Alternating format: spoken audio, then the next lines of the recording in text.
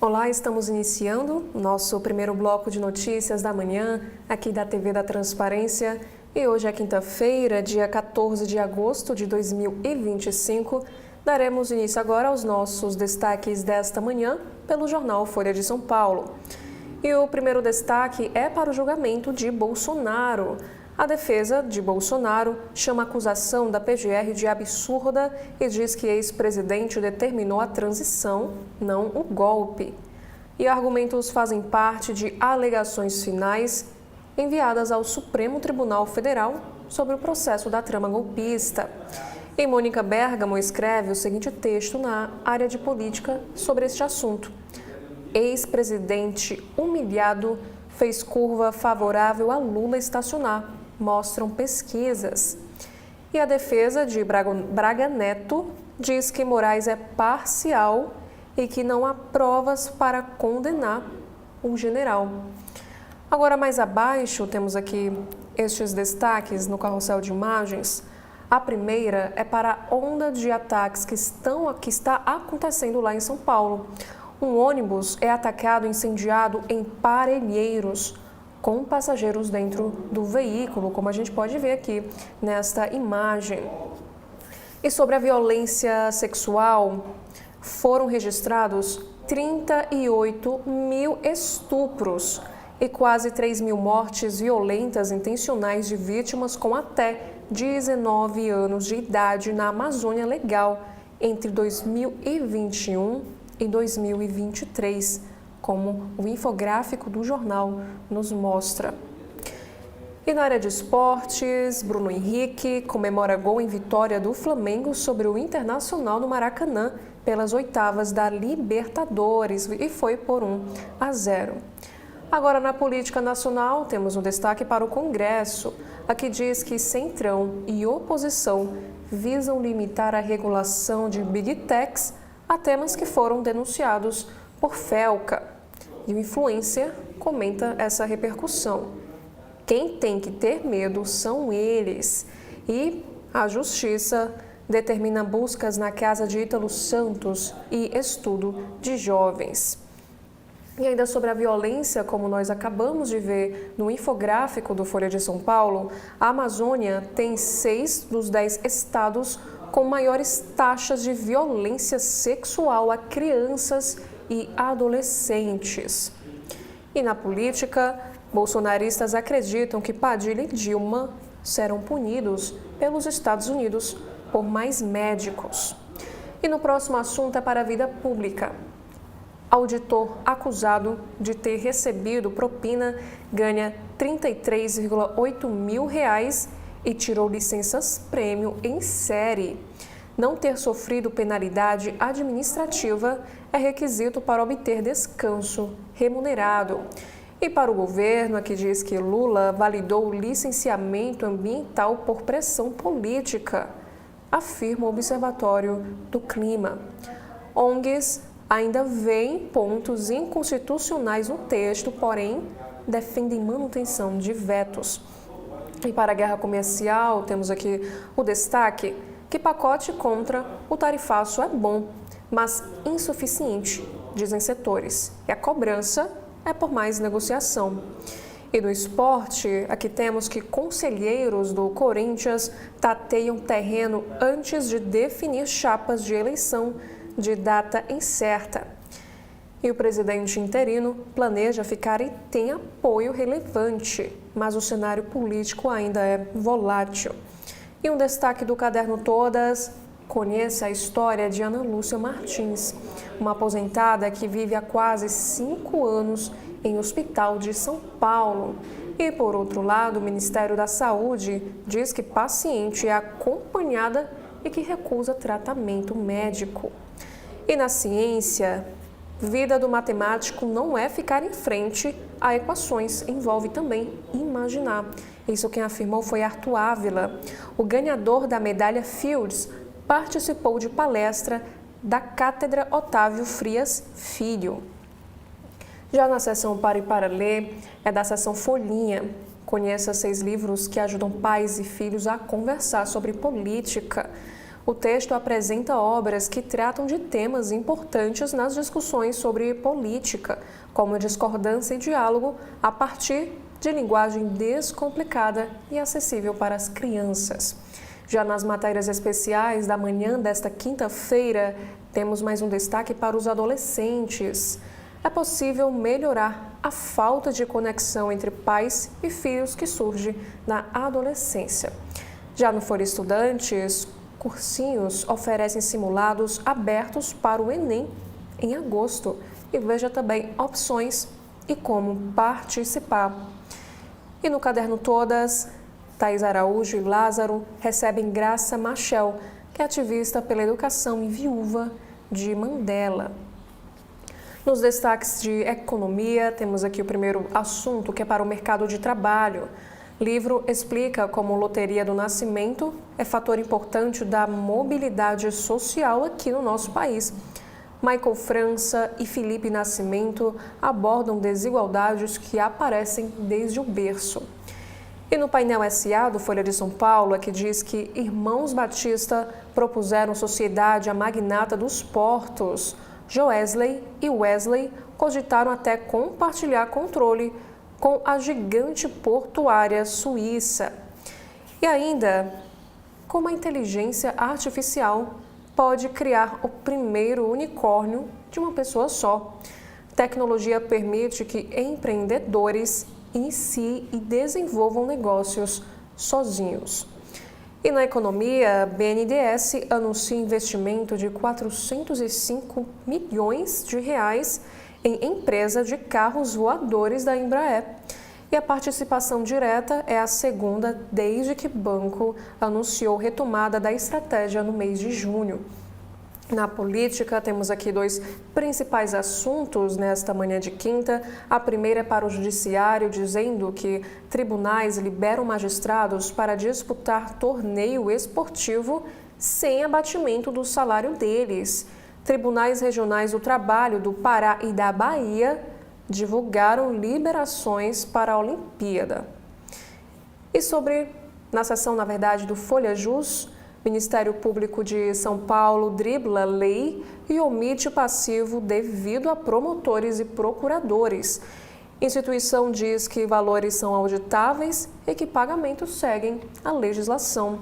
Na área de turismo, a primeira é sobre viagens, a que diz que experiências para observação de estrelas se espalham aqui pelo nosso país. E Parque do Iguaçu acaba de lançar o passeio, também oferecido por hotéis em diversos destinos.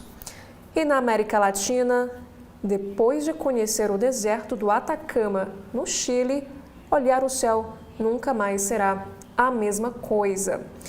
E sobre comida, veja dicas para saber quando e como usar o amaciante de carne. Já na editoria de cotidiano, temos aqui 3 assuntos em destaque.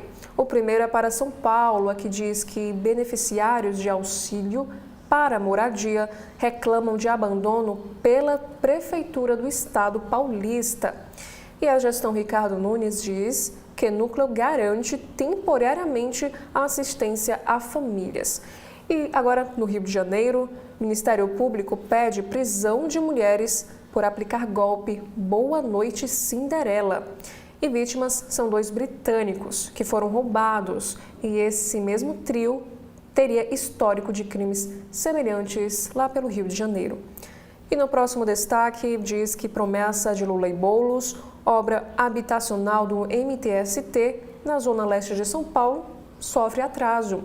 Residencial, que deveria ficar pronto em dezembro, não tem previsão de inauguração. Agora, nos destaques internacionais, quase 2 anos depois, Israel não processou nenhum suspeito pelo ataque de 7 de outubro. Milhares de palestinos continuam detidos sob suspeita, porém, ninguém foi acusado. E na Alemanha, o primeiro-ministro alemão irrita próprio partido com suspensão de venda de armas a Israel. O Merz é criticado por aliados e enfrenta queda na popularidade aos 100 dias de governo. E no caderno de ciência, temos que dentes revelam nova espécie na linhagem evolutiva humana. E esses fósseis indicam que ela viveu na mesma época e local do primeiro membro do gênero Homo. E é datado de 2,65 milhões de anos atrás. E no meio ambiente, sobre a Petrobras, o IBAMA confirma para o fim do mês teste crucial para poço de petróleo na Foz do Amazonas. E o presidente Lula validou o licenciamento ambiental por pressão política, de acordo com o Observatório do Clima. E o Folha também nos traz aqui quais foram aí as 5 matérias mais lidas pelo público. A primeira é sobre um assunto que trata de crimes virtuais. Justiça de São Paulo determina quebra de sigilo de contas que chamaram Felca, que é o influencer, de pedófilo. E a segunda matéria mais lida é para o Congresso Nacional. Centrão e oposição querem limitar a regulação de Big Techs a temas denunciados por Felca.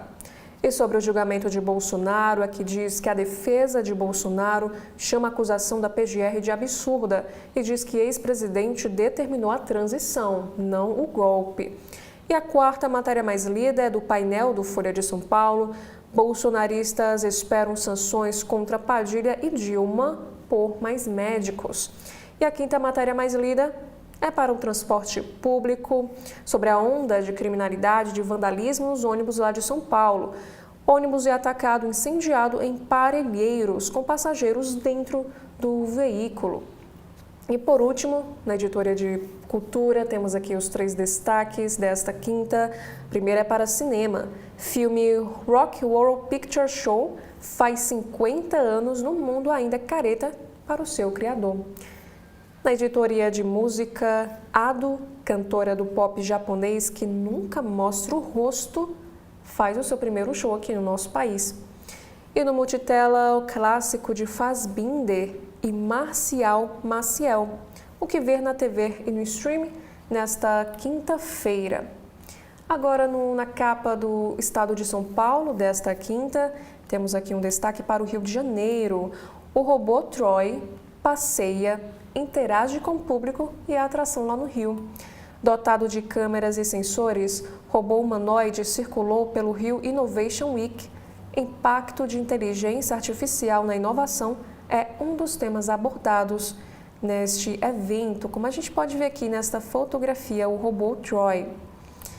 Já a manchete de hoje é para a guerra comercial, na editoria de economia. Aqui diz que o governo quer tirar da meta 9,5 bilhões de reais de pacote antitarifaço. E o plano prevê crédito de 30 bilhões a empresas afetadas por Trump.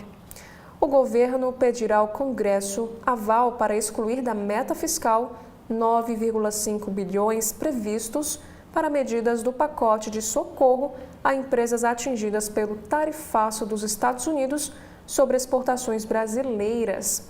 E o ministro da Fazenda, Fernando Haddad, havia afirmado que as medidas seriam custeadas com crédito extraordinário, mas computadas no cálculo da meta fiscal. E esse plano prevê linha de crédito de 30 bilhões para empresas afetadas, aporte em fundos garantidores, que é para facilitar o acesso de empresas menores ao crédito à exportação, o aumento de compras governamentais e adiamento da quitação de impostos. E ficariam fora dessa meta fiscal as despesas de 4,5 bilhões de reais com aporte em fundos garantidores e a renúncia de receitas de até 5 bilhões para ampliar o Reintegra, que é um programa que devolve parte dos tributos a exportadores. E na política nacional, sobre a ação penal do golpe, também temos aqui este destaque, dizendo que Bolsonaro diz sofrer massacre e pede que julgamento seja imparcial. Nas suas alegações finais ao Supremo Tribunal Federal, o ex-presidente afirmou que não há provas contra ele e pediu nulidade da delação de Mauro Cid. E o ministro Alexandre de Moraes pode solicitar data para o julgamento na primeira turma. E ainda sobre política, que diz que os Estados Unidos cancelam visto de brasileiros por causa de médicos de Cuba. E essa medida, ligada ao programa Mais Médicos, atingiu o secretário de Atenção Especializada à Saúde, Mozart Júlio Tabosa Salles, e também o ex-servidor Alberto Kleiman. Uma nota em destaque do Estadão desta quinta diz o seguinte: o Brasil deve evitar o abraço chinês. A China tenta atrair o Brasil cada vez mais para sua esfera de influência. E no caderno de cultura sobre stream, temos aqui um psicopata visto pela vítima. Adaptada do livro de Rafael Montes, a série chamada Dias Perfeitos chega ao Globoplay com enfoque diferente da obra original.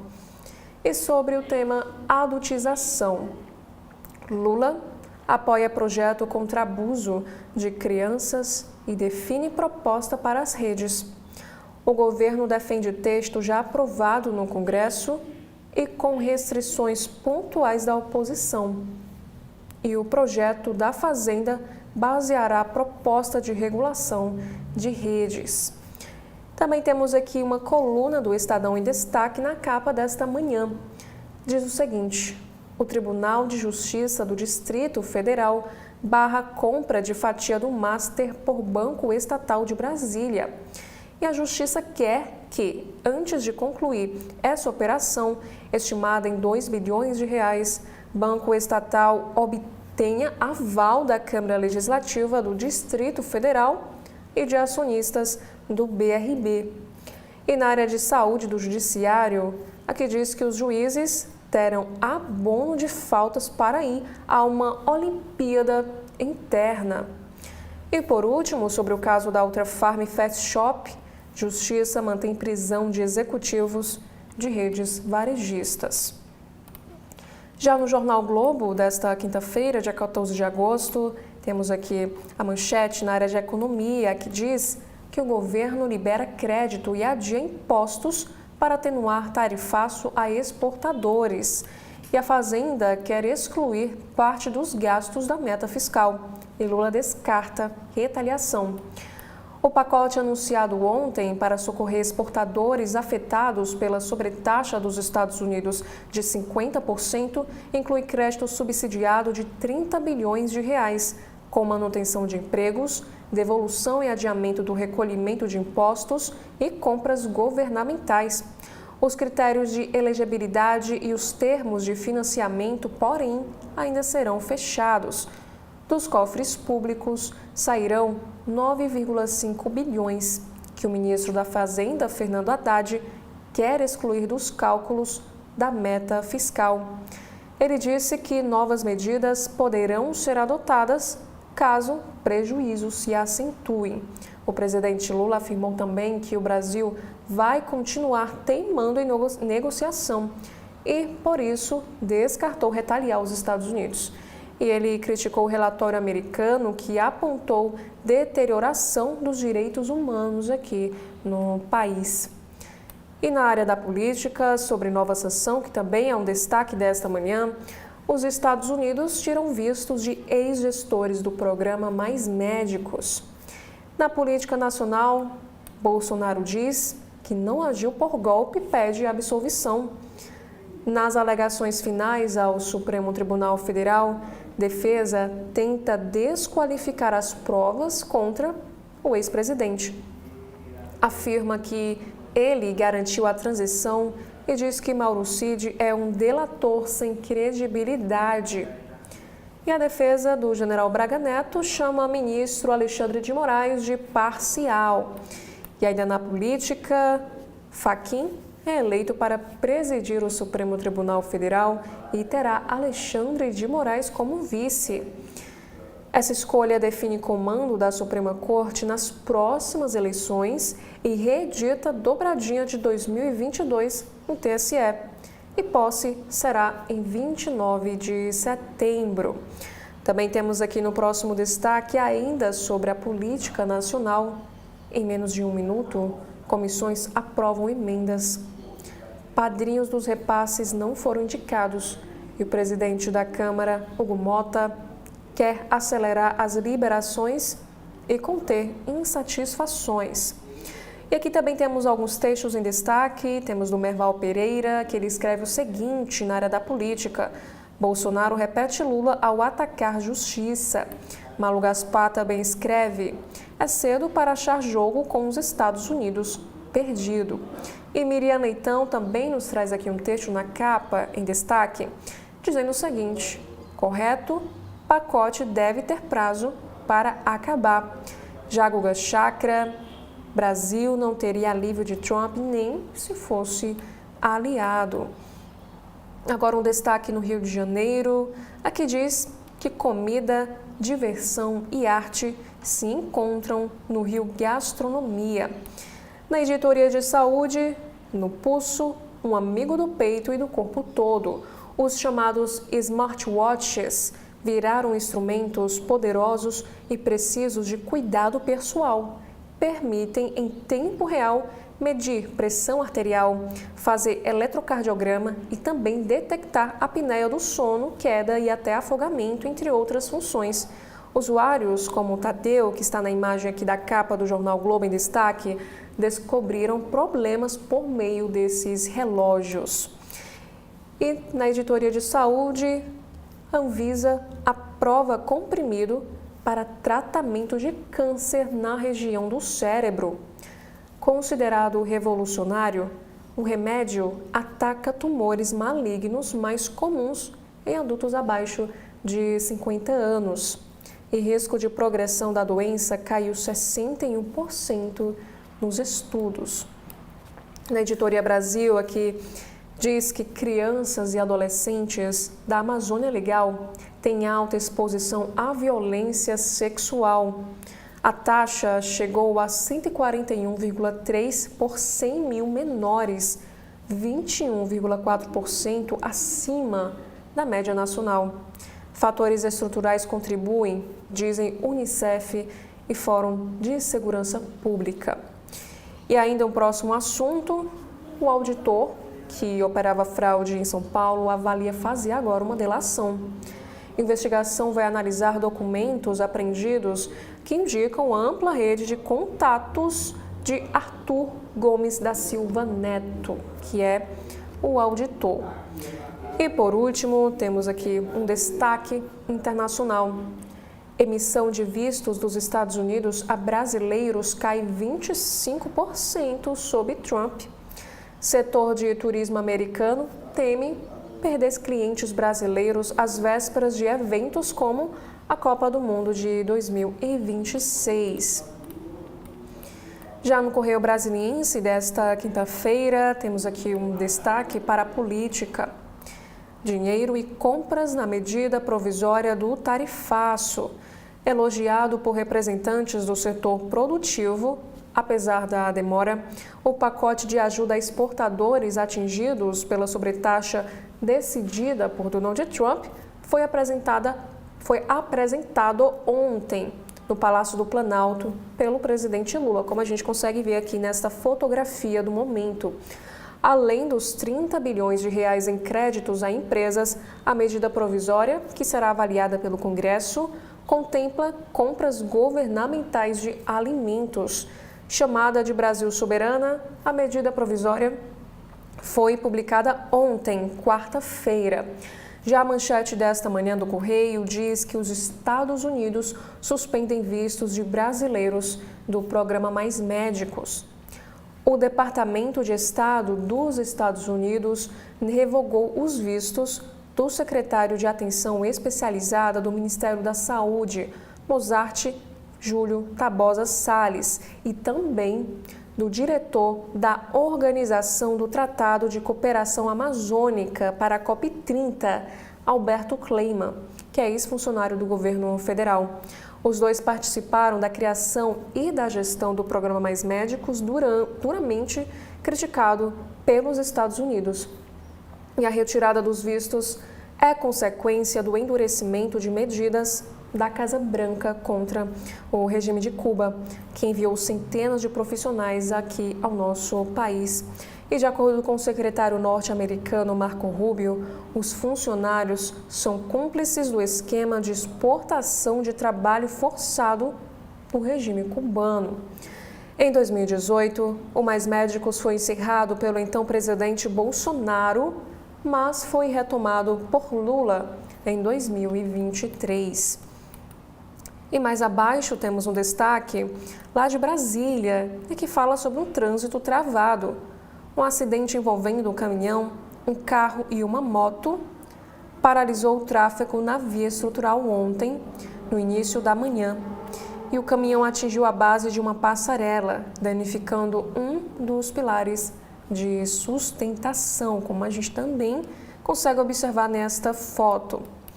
E mais abaixo temos na editoria de cidades, Camila, 28 anos, nova vítima da barbárie.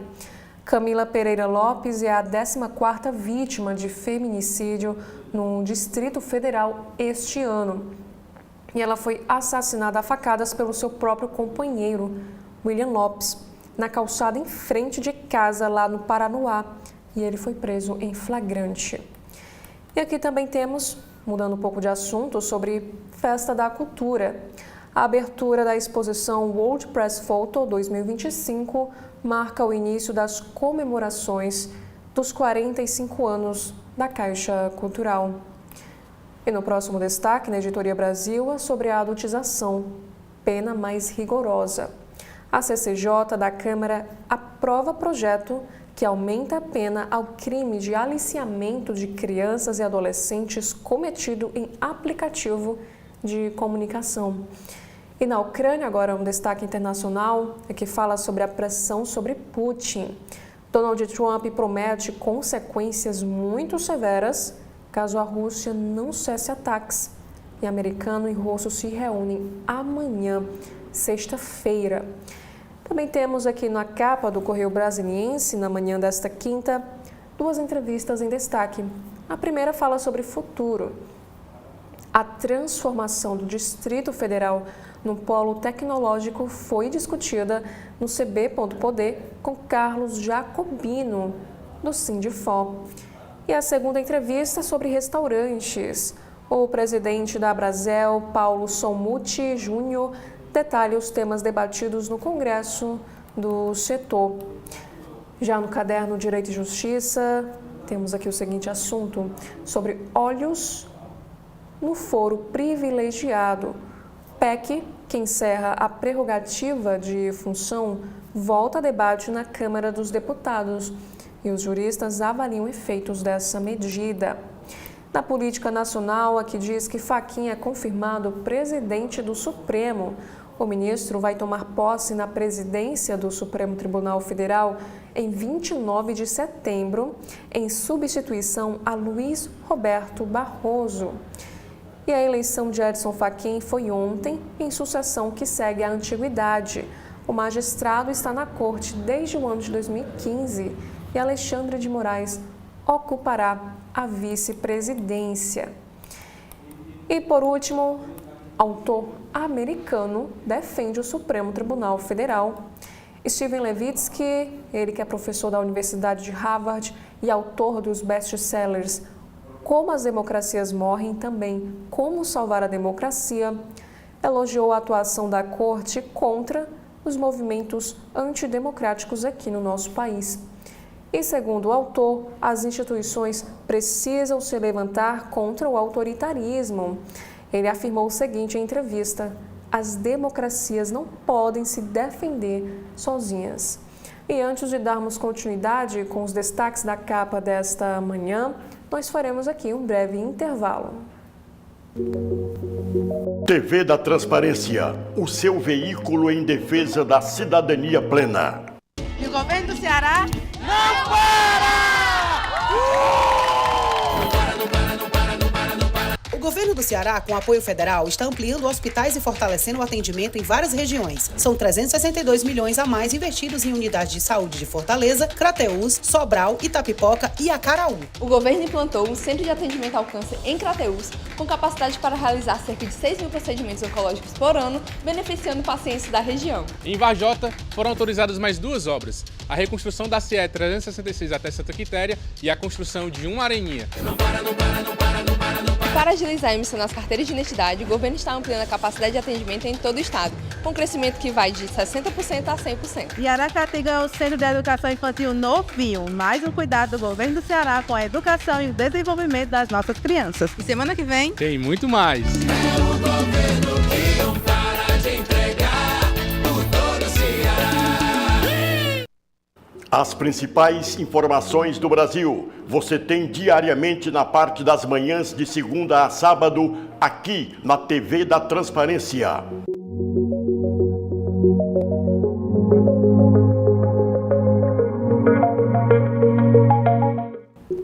Agora no Jornal Cearense O Povo, na manhã desta quinta-feira, no alto da capa temos aqui um assunto que é sobre cidades. Primeiros 7 meses de 2025. 5 pessoas são presas por dia aqui no estado do Ceará por integrar organização criminosa. Já a manchete é uma reportagem na editoria de economia que vai falar sobre o socorro ao tarifaço. O plano foca em crédito, compras públicas e adia imposto. O Plano Brasil Soberano, que assim foi chamado, tem ainda outros 2 eixos, com ações voltadas para a proteção dos empregos e ampliação do multilateralismo comercial. Setores no Ceará, no entanto, lamentam que devolução de ICMS da Lei Candir não foi incluída nas medidas. Mais abaixo temos outro destaque de cidades. Morre Maria Lúcia Simão, uma mulher que é pioneira da luta antirracista aqui no estado do Ceará. E no Guia Vida e Arte, Odilon Wagner estreia espetáculo A Última Sessão de Freud, aqui em Fortaleza.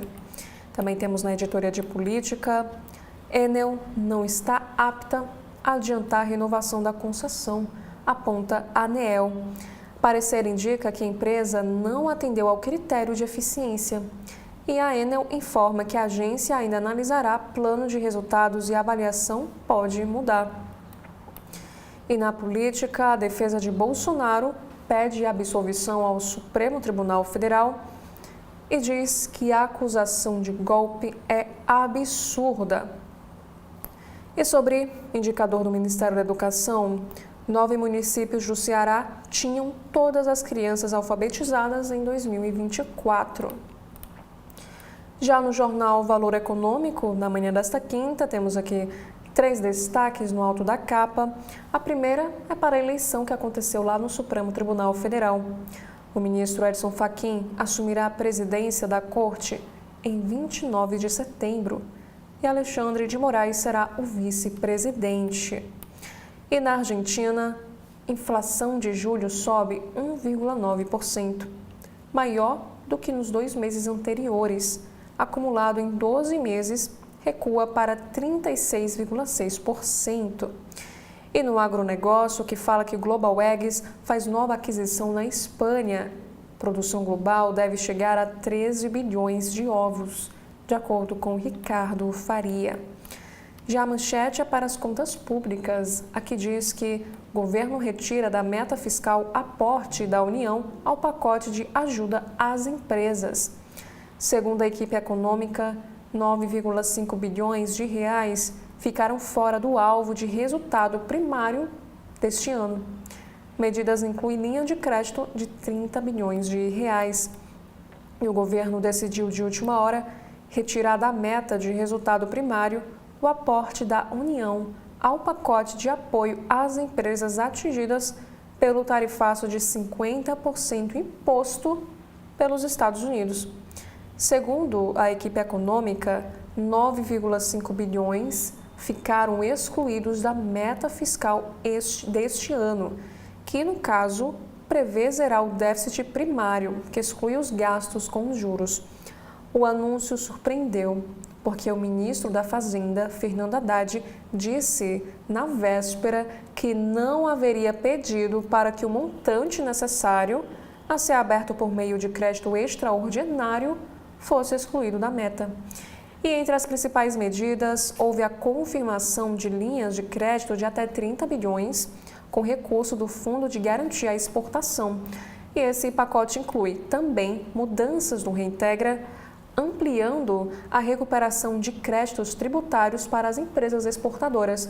E esse programa vai gerar renúncia de arrecadação de 5 bilhões, que será somada ao aporte de 4,5 bilhões que o Tesouro fará nos fundos que vão subsidiar as exportações.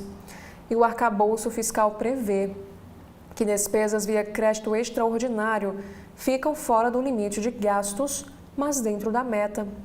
E para retirar de meta é precisa autorização legislativa ou permissão do Supremo Tribunal Federal. E o projeto, nesse sentido, foi protocolado ontem mesmo pelo líder do governo no Senado, Jacques Wagner, que é do Partido PT da Bahia. O impacto fiscal das medidas é relativamente pequeno, mas especialistas alertam para o risco de novas exceções ao arcabouço. E essa medida provisória, com as linhas gerais do pacote, foi publicada ontem. E Fernando Haddad disse que é a primeira iniciativa, porém, não pode ser a única. E ainda sobre o próximo assunto em destaque na capa, aqui diz que os Estados Unidos revogam vistos de profissionais do programa Mais Médicos. O secretário de Estado dos Estados Unidos, Marco Rubio, anunciou a revogação de vistos de profissionais brasileiros por causa da participação de cubanos no programa Mais Médicos, que foi criado em 2013 durante o governo de Dilma Rousseff. E Rubio disse em uma postagem na rede social X que o Departamento de Estado impôs a medida contra cúmplices do esquema de exportação de trabalho forçado do regime cubano.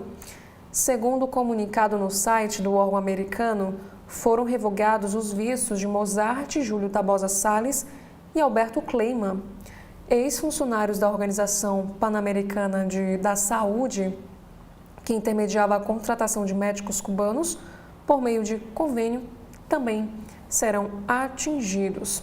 E o secretário também disse mais sobre o programa.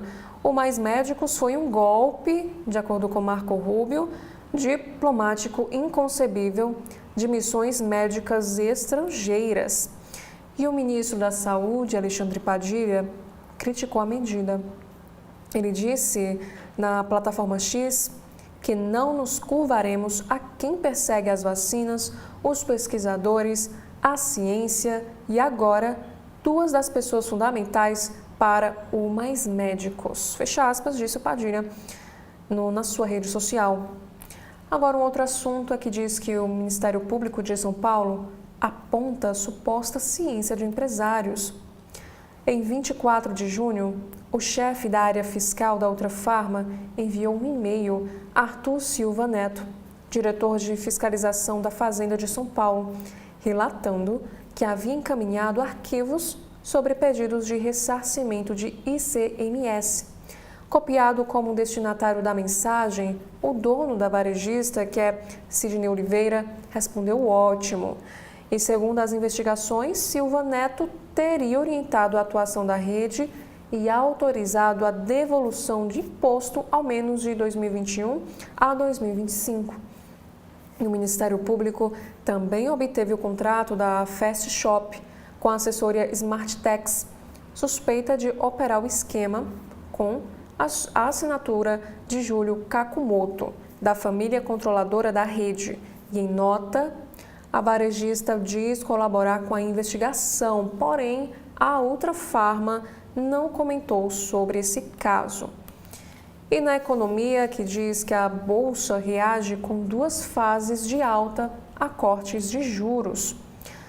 O mercado acionário brasileiro costuma reagir aos ciclos de cortes de juros com duas fases de altas mais consistentes. E a primeira começa cerca de 12 meses antes do início da queda da taxa Selic. A outra se estende por 24 meses após o afrouxamento monetário do Banco Central.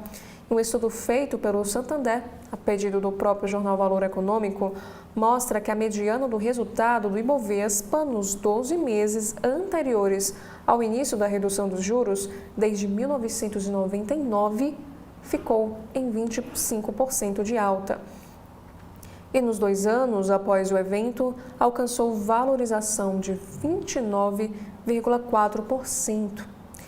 E a expectativa do mercado é que a Selic comece a cair entre o fim deste ano e o começo de 2026. O Ibovespa acumula valorização de 13,6% em 2025. E o Valor Econômico também nos traz aqui mais outros destaques na área da economia. A primeira, vendas recuaram em junho. Em novo sinal de esfriamento da economia, o comércio brasileiro registrou queda no mês de junho em relação ao mês de maio, tanto no varejo restrito quanto no ampliado, que inclui veículos, material de construção e o atacarejo. Já no segundo destaque é que diz que Renê Silva assume a Iguá. A operadora de saneamento Iguá anunciou a troca de comando, com a saída de Roberto Barbucci e a entrada de Renê Silva, que chefiava a concessionária Alto Raposo Tavares. E o foco será agora o ganho de eficiência interna, com mais cautela em novos leilões. O Valor também nos traz um assunto sobre a gestão.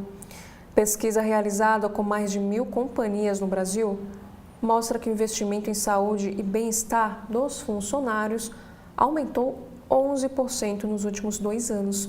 E aqui nós temos a fala da entrevistada, a Gisele Figueiredo, ela que é gerente de saúde corporativa da Danone. E na oportunidade ela disse o seguinte sobre este assunto: os custos com afastamentos, doenças e rotatividade diminuem com esse investimento em saúde para os funcionários.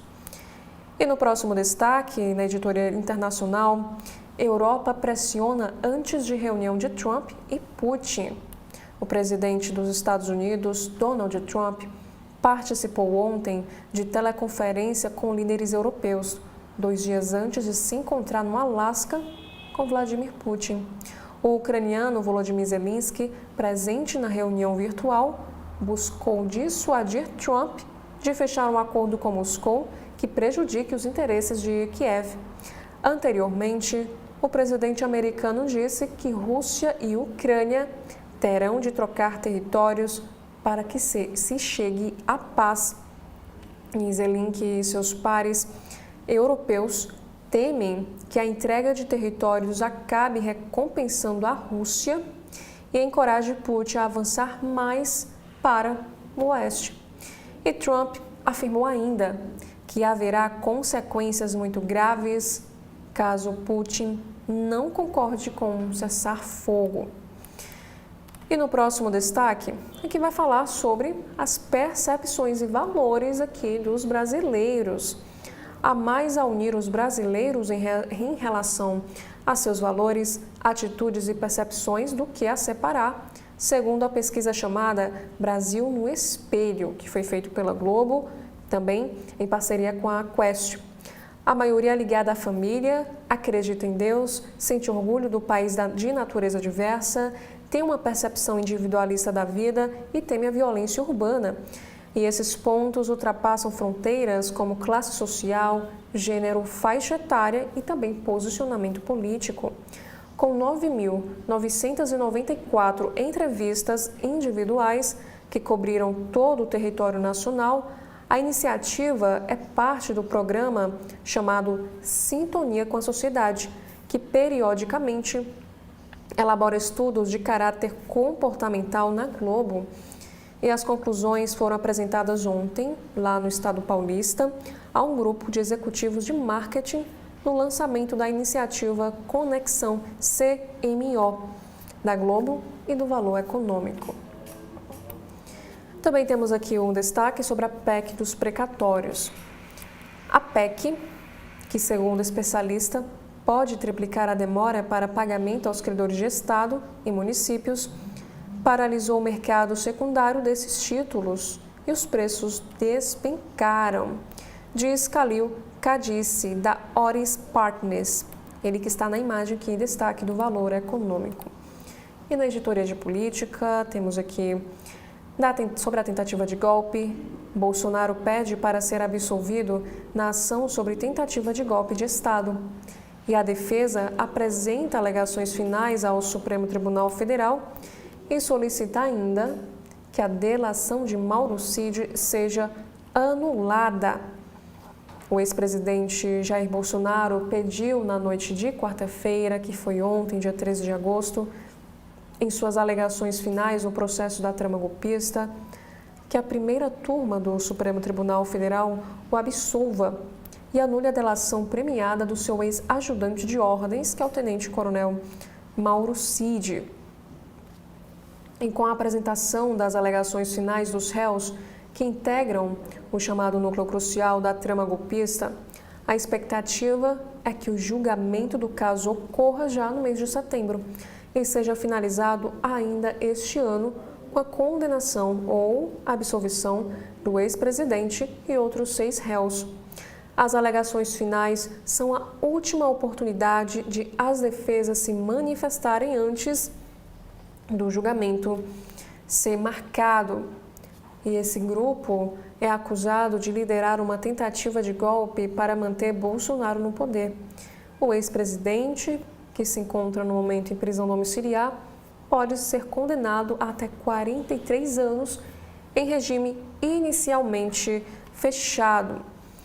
E a defesa de Jair Bolsonaro, num documento protocolado no Supremo Tribunal Federal, afirmou o seguinte: é verdadeiramente estarrecedor que a imputação de líder de organização criminosa armada feita ao peticionário decorra diretamente das declarações obtidas por meio de um acordo de colaboração firmado com aquele que a instrução penal revelou ser o instigador do ex-presidente, o responsável por decifrar com precisão seus intentos e articular de maneira reservada as reuniões estratégicas e clandestinas narradas na denúncia, isso de acordo com a defesa do ex-presidente.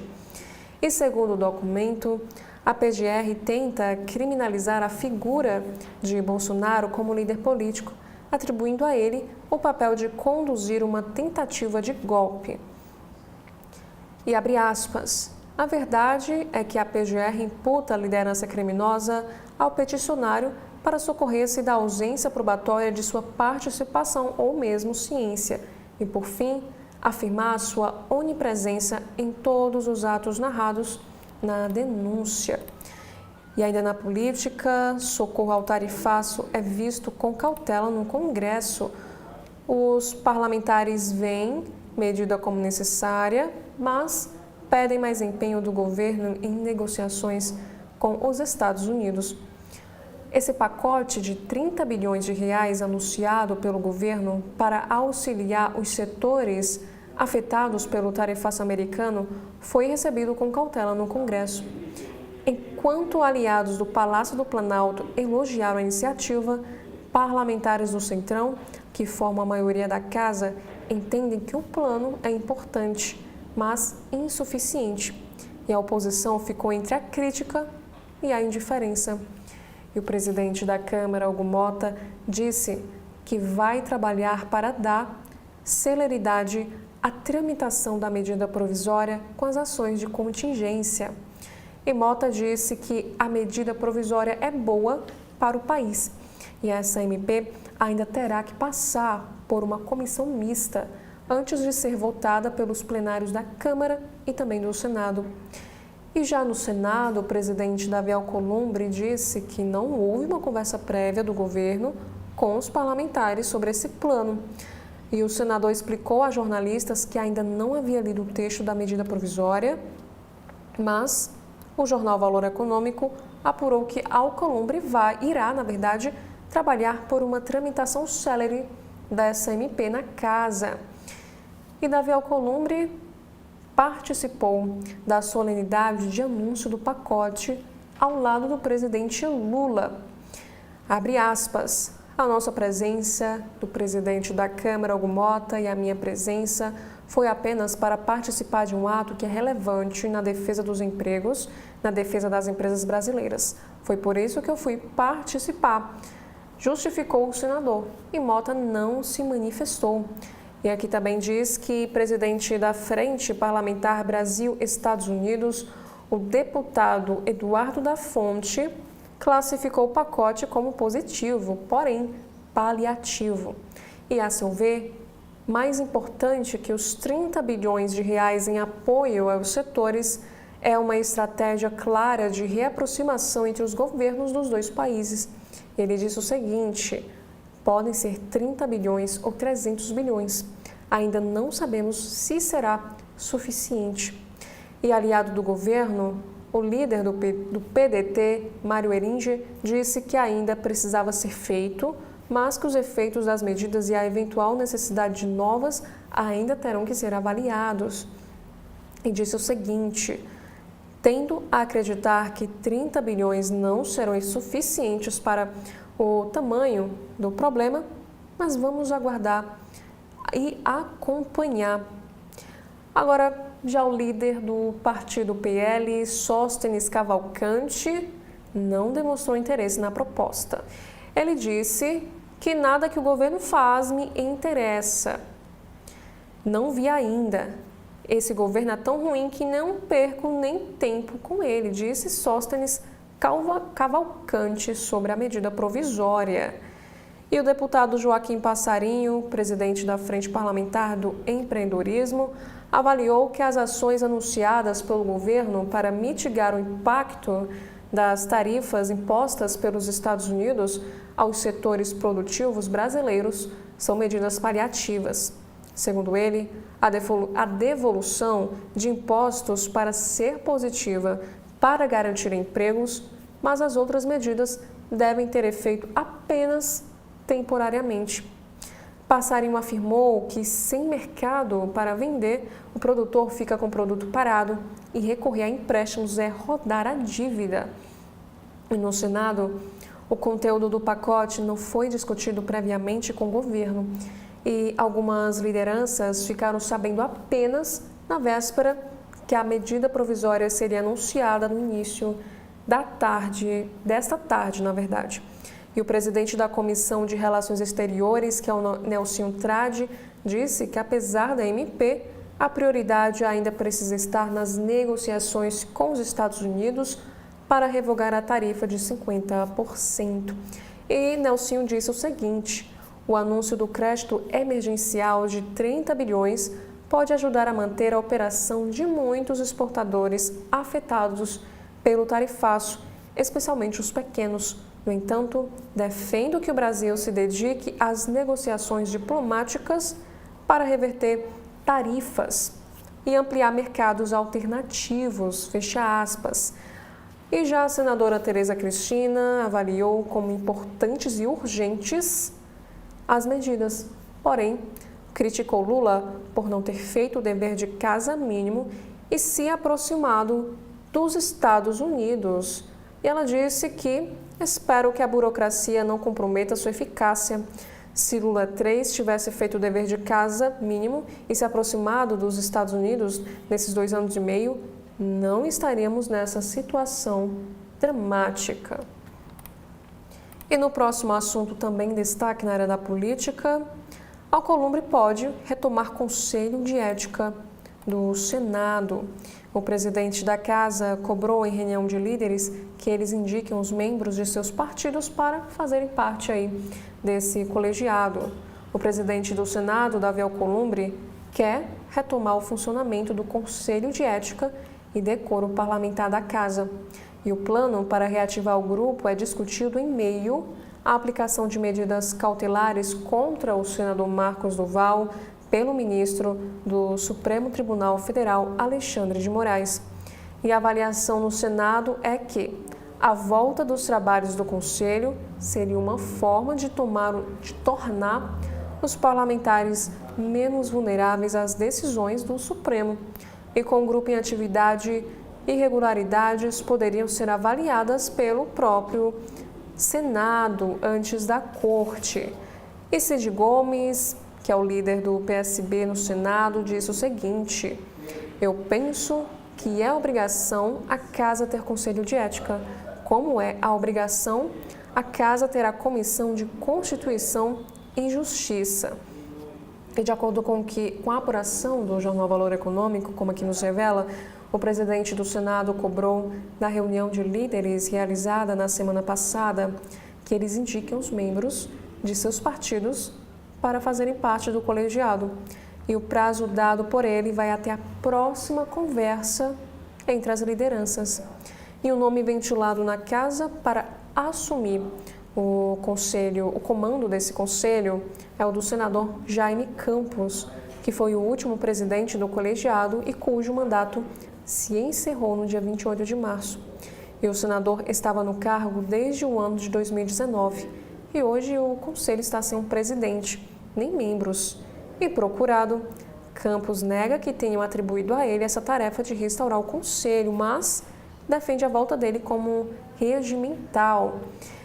E como o colegiado não é instalado com regularidade desde o fim de 2017, senadores não conseguem se pronunciar e votar sobre condutas que consideram irregular por parte de outros senadores, o que favorece que o Supremo Tribunal Federal tome decisões a respeito desses temas.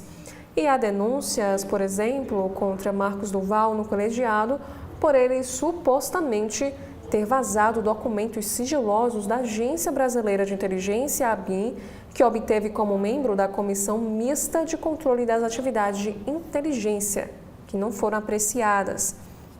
E os senadores ainda avaliam que providências em relação a Duval deveriam ter sido tomadas antes.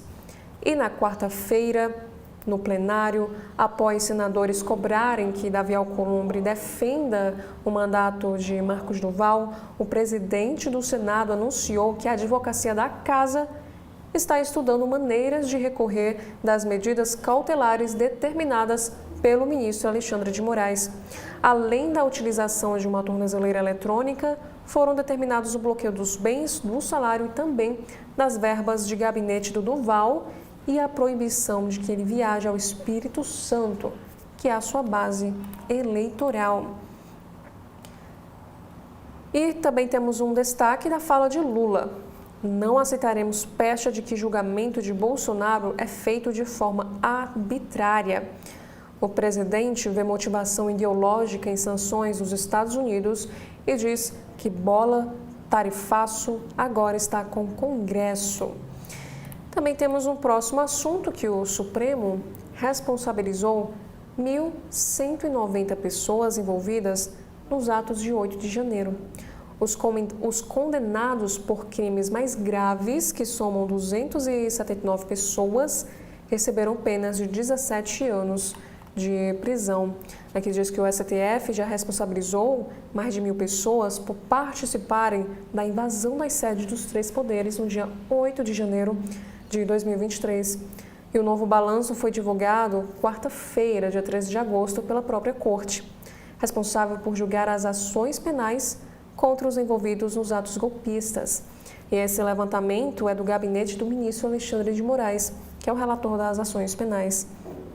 E aqui diz que, no total, 638 pessoas foram condenadas, sendo 279 por crimes graves, como a tentativa de abolição do Estado Democrático de Direito, golpe de Estado, dano qualificado, associação criminosa e deterioração de patrimônio público, e 359 pessoas por crimes menos graves, como incitação ao crime e associação criminosa.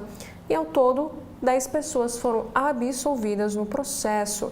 E aqui também diz que há ainda 552 envolvidos que assinaram um acordo de não persecução penal para encerrar a ação penal em troca do cumprimento de medidas alternativas.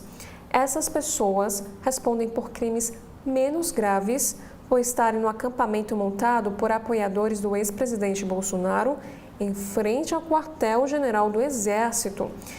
E para aqueles que assinaram esse acordo, se comprometeram a confessar os crimes, prestar serviços comunitários, não cometer delitos semelhantes, pagar uma multa de R$ 5.000, não usar as redes sociais e participar de um curso presencial sobre democracia que é oferecido pelo Ministério Público Federal. E o Supremo Tribunal Federal destacou ainda que até o dia 12 de agosto foram abertas 1.628 ações penais contra os envolvidos no 8 de janeiro, sendo que 518 correspondem a crimes graves e 1.110 correspondem a crimes menos graves. E também, nesta matéria do valor econômico, aqui diz que as ações penais são processos criminais abertos quando o tribunal recebe uma denúncia. E no caso, a primeira turma do Supremo, colegiado que analisa essas ações, abre o processo quando entende que há indícios de materialidade e autoria suficientes para iniciar uma instrução penal. E os julgamentos começaram no Supremo em setembro de 2023, em uma sessão presencial e depois migraram para o plenário virtual. E ainda, segundo informou a Corte, há 112 ações pendentes de julgamento que serão analisadas nos próximos meses, ainda este ano. E do total, que são 1.628, 113 foram extintas por cumprimento de pena e as demais ainda estão em fase de instrução penal. Agora, em relação às prisões, 29 envolvidos estão em prisão preventiva, enquanto 112 já estão em regime definitivo. Há 44 em prisão domiciliar, com ou sem a tornozeleira eletrônica, e 61 processos de extradição, que todos correm em sigilo. E antes de darmos continuidade com os destaques do Valor Econômico sobre política, faremos aqui mais uma vez um rápido intervalo. TV da Transparência, o seu veículo em defesa da cidadania plena. Agora, o governo do Ceará conta com a ferramenta Meu Celular para ajudar a recuperar seu celular ou tablet perdido, furtado ou roubado. Basta se cadastrar em meucelular.sspds.ce.gov.br, preencher as informações pessoais e o e-mail do seu aparelho. Em caso de perda, roubo ou furto, crie um alerta no site, que entraremos em ação. Governo do Estado, cuidar das pessoas, avançar o Ceará. Acompanhe os comentários do jornalista Edson Silva no primeiro bloco de notícias da manhã, na sua TV da Transparência.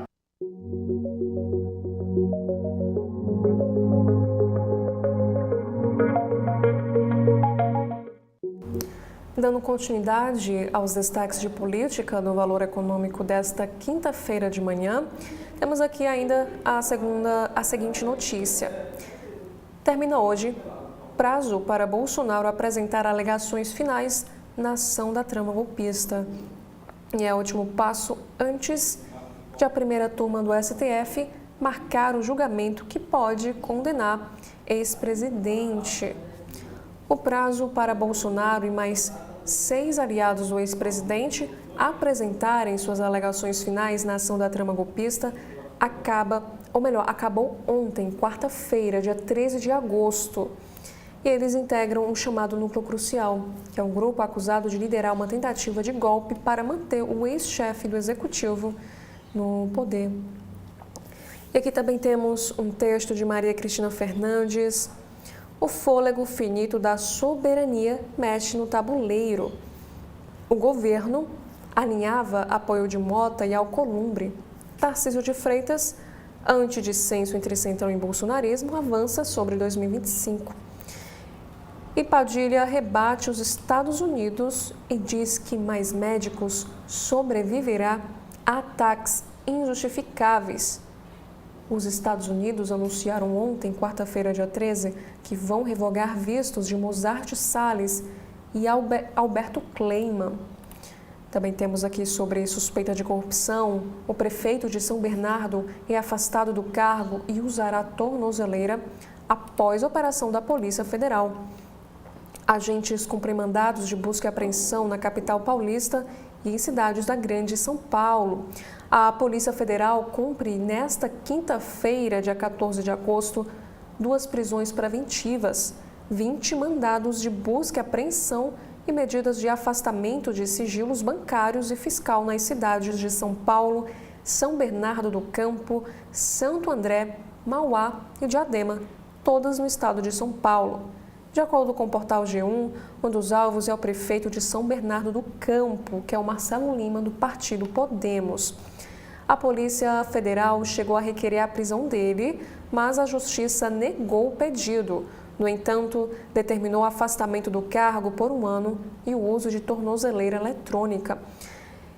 E essa medida faz parte da operação que foi intitulada pela Polícia Federal como Estafeta, deflagrada nesta quinta para crimes de corrupção e lavagem de dinheiro praticados por suposta organização criminosa com indícios de atuação da administração pública do município de São Bernardo do Campo. E ainda de acordo com a PF, as medidas cautelares, que incluem o afastamento de cargos públicos e o monitoramento eletrônico, foram expedidas pelo Tribunal de Justiça do Estado de São Paulo. E aqui temos a nota da Polícia Federal. As investigações tiveram início em julho de 2025, a partir da apreensão de 14 milhões em espécie, entre reais e dólares norte-americanos, na posse do servidor público suspeito de integrar organização criminosa. E os investigados responderão, na medida das suas condutas, pelos crimes de organização criminosa, lavagem de dinheiro, corrupção passiva e também corrupção ativa. E a matéria do Valor Econômico também nos informa que o vereador e suplente também são alvo.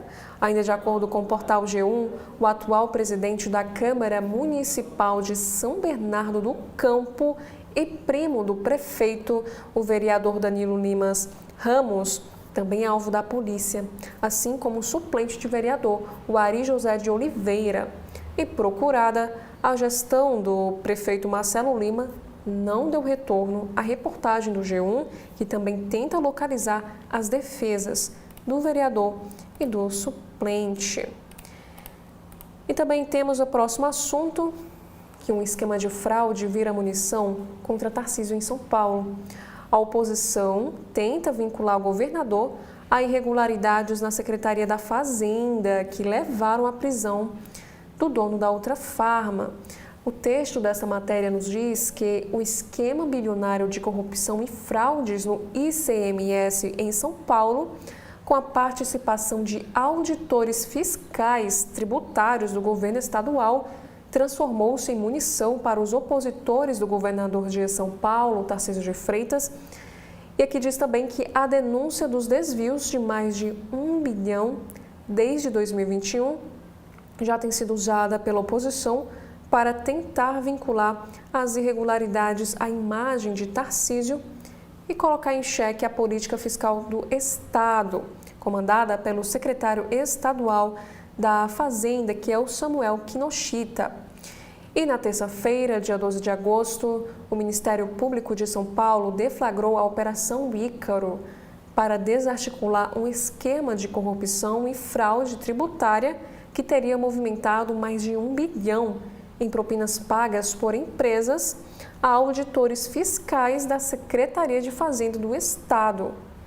E foram presos o dono da Ultrafarma, Sidney Oliveira, o diretor da Fast Shop, Mário Otávio Gomes, o ex-supervisor da Diretoria de Fiscalização da Secretaria, Arthur Gomes da Silva Neto, e também o auditor Marcelo de Almeida Gouveia, acusados aí de irregularidades.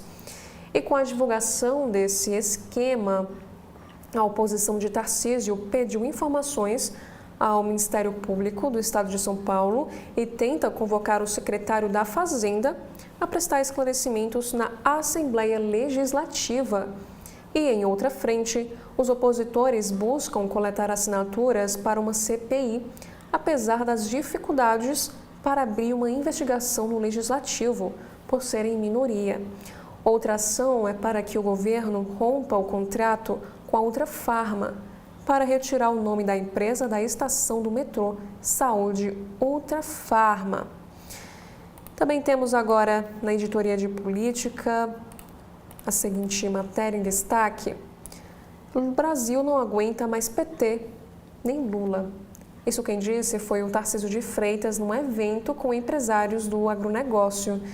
O governador de São Paulo acentua a crítica política e econômica do atual governo. Também temos que Bolsonaro pede que o Supremo Tribunal Federal o absolva e anule a delação de Cid. E a expectativa é que o julgamento ocorra no mês de setembro, no próximo mês. E Braga Neto diz ao Supremo que o ministro Alexandre de Moraes é parcial.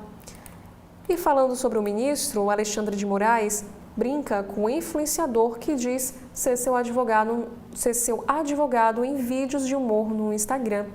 Ele disse o seguinte: estou precisando para me defender nos Estados Unidos. E o Misael Silva esteve na corte acompanhado de um grupo de influenciadores para participar de evento a convite do próprio Supremo Tribunal Federal. E Lula afirmou o seguinte sobre o governo Trump: caçar vistos de ministros do STF é mau exemplo para o mundo. E o socorro a tarifaço é visto com cautela no Congresso. Os parlamentares veem medida como necessária, mas pedem mais empenho em negociações com os Estados Unidos. No Judiciário, Edson Fachin é eleito presidente do Supremo Tribunal Federal. Também temos aqui um próximo assunto para o Senado, que a comissão do Senado aprova indicações para STJ e STM. E vaga no Superior Tribunal de Justiça será ocupada pela procuradora Maria Marluce Caldas, que é tia do prefeito de Maceió. Agora na Itália, Zambelli terá nova audiência de extradição no fim do mês. Deputada deveria ter sido ouvida ontem, só que ela alegou estar passando mal. E sobre poderes, o governo prepara PL para regular redes e punir as Big Techs. Proposta elaborada pela Casa Civil e será discutida com ministros antes de ser enviada ao Congresso. E em alegações finais, ainda na política, ex-comandante da Marinha nega ter colocado tropas à disposição de golpe. E Paulo Sérgio Nogueira pede absolvição e diz que era contra essa tentativa de golpe. De acordo com os seus advogados, o general era contrário ao suposto golpe de Estado e atuou para demover o presidente da República de qualquer ideia nesse sentido.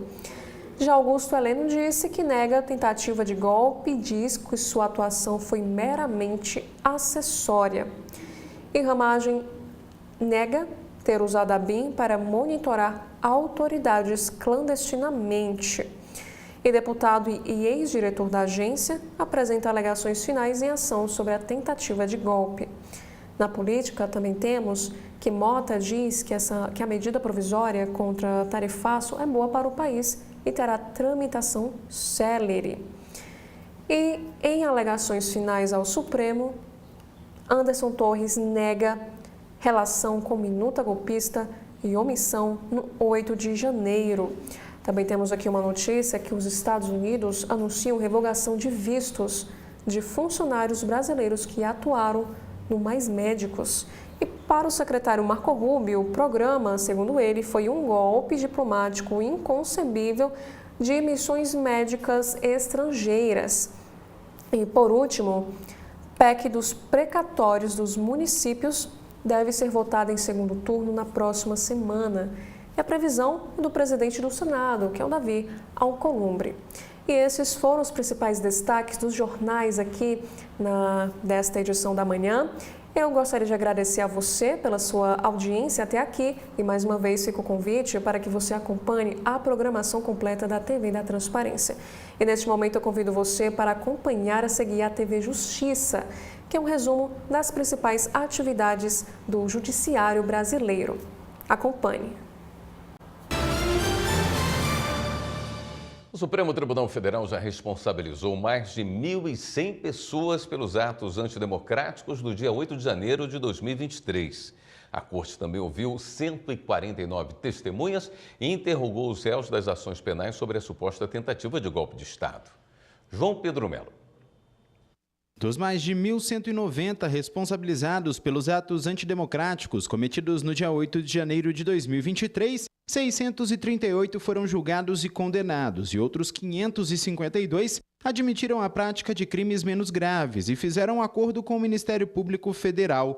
Os dados são do gabinete do ministro Alexandre de Moraes, que é o relator do tema, e mostram que das 638 condenações, 270 foram por crimes como a tentativa de abolição do Estado Democrático de Direito, golpe de Estado, dano qualificado, a associação criminosa e deterioração do patrimônio público.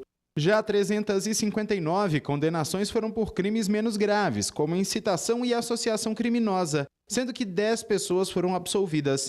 Além disso, neste momento, 29 pessoas estão presas preventivamente, outras 112 cumprem prisão definitiva, ou seja, o julgamento já foi encerrado e está em fase de cumprimento de pena. Outras 44 pessoas investigadas ou acusadas estão em prisão domiciliar, com ou sem tornozeleira eletrônica. O fato é que até julho o STF ouviu 149 pessoas indicadas pelas acusações e defesas sobre a suposta tentativa de golpe de Estado. As oitivas são etapas fundamentais do processo, permitindo que a Corte forme uma convicção diante do confronto das versões da acusação e da defesa.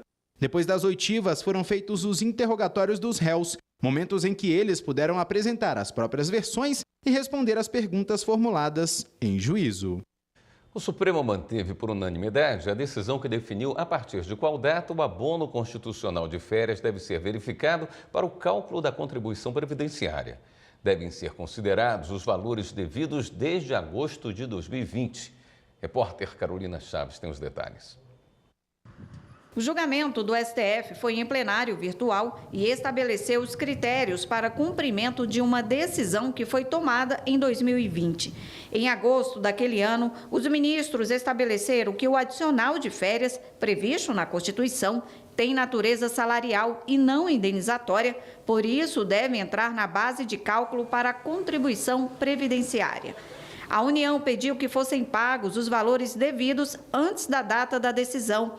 No entanto, em junho de 2024, o tribunal definiu que essa cobrança valeria somente a partir do julgamento de agosto de 2020. A União recorreu e alegou que a decisão anterior é omissa e contraditória e que os contribuintes não poderiam ter a expectativa de que a cobrança não seria feita, já que o Superior Tribunal de Justiça havia decidido em 2014 que a cobrança era válida. O relator do caso, o ministro Luiz Roberto Barroso, rejeitou os argumentos e afirmou que a decisão do STF foi clara. Segundo ele, a própria jurisprudência do Supremo vinha sendo alterada, o que justificou a definição de que a cobrança só valeria para o futuro. Todos os ministros acompanharam o entendimento do relator e ressaltaram que a modulação dos efeitos da decisão traz maior segurança jurídica, evitando que milhões de empresas tenham que pagar a tributação de forma retroativa, o que poderia gerar um grande impacto financeiro. O Tribunal Superior Eleitoral confirmou o indeferimento de registro de Eduardo Simões de Oliveira, do PSD, candidato a vereador por Bragança Paulista, no interior de São Paulo. A decisão foi dada por maioria de votos e validou o entendimento do Tribunal Regional Eleitoral de que o político estava inelegível em 2024. Evine Araújo. O plenário do Tribunal Superior Eleitoral confirmou o entendimento do Tribunal Regional Eleitoral de São Paulo de que Eduardo Simões de Oliveira, hoje suplente de vereador, estava inelegível nas eleições de 2024 em razão de condenação pelo crime de importunação sexual. O julgamento do recurso do candidato no TSE começou em março, quando o relator ministro André Mendonça votou para manter a decisão do TRE, que enquadrou Eduardo Simões de Oliveira na lei da inelegibilidade. No caso, o candidato foi condenado pelo Tribunal de Justiça Paulista a 1 ano e 2 meses de reclusão em regime aberto, convertido em prestação de serviços à comunidade e multa. A análise do recurso pelo TSE foi retomada com o voto vista do ministro Nunes Marques, que havia pedido mais tempo para analisar o caso. Ele divergiu do relator para deferir o registro da candidatura. Uma vez suspensa a inelegibilidade decorrente de condenação até então não transitada em julgado, seja por força da liminar, que é o argumento que me parece central, seja por conta da possibilidade de interposição de embargos infringentes dotado de efeito suspensivo ou apilégis, capazes de obstar os efeitos, segundo a jurisprudência do TSE, da própria inelegibilidade, não há como se indeferir o registro com base no artigo 1º, inciso 1, a linha E, da Lei Complementar 64 de 90. Esse é o quadro, com a mais respeitosa vênia dos que pensam de forma diferente, divido do eminente relator e voto para dar provimento ao agravo regimental e, provendo igualmente o recurso especial, deferir o registro de candidatura a vereador de Eduardo Simões de Oliveira. Nunes Marques, no entanto, ficou vencido. Por maioria de votos, o TSE confirmou o indeferimento de registro de Eduardo Simões de Oliveira, do PSD, candidato a vereador por Bragança Paulista, no interior de São Paulo. A seguir, deputada federal Carla Zambelli, que está foragida do Brasil, passa mal e tem audiência na justiça italiana remarcada. E empresário que matou o gari em Belo Horizonte tem prisão preventiva decretada após audiência de custódia. Os detalhes no próximo bloco. Até já.